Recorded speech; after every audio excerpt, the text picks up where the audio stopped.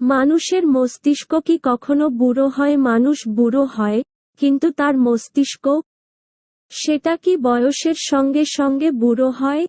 এই বিষয় নিয়ে অনেক গবেষণা হয়েছে।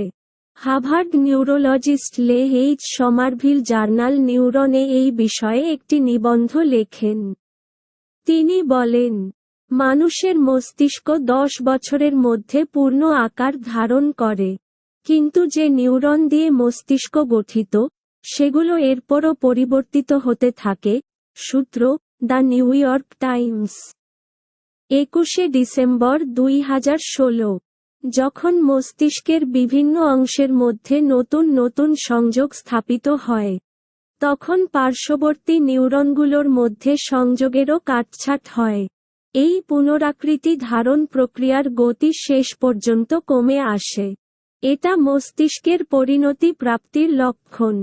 কিন্তু মস্তিষ্কের বিভিন্ন অংশে এই পরিবর্তনের ধারা বিভিন্ন গতিতে ঘটে।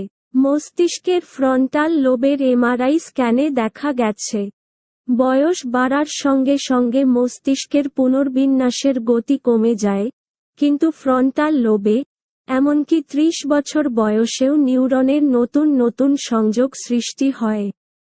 সম্প্রতি বিভিন্ন গবেষণায় দেখা গেছে, নিয়মিত ব্যায়ামের ফলে প্রবীণ বয়সেও মানুষের মস্তিষ্কে নিউরনের নতুন নতুন সংযোগ সৃষ্টি হয়।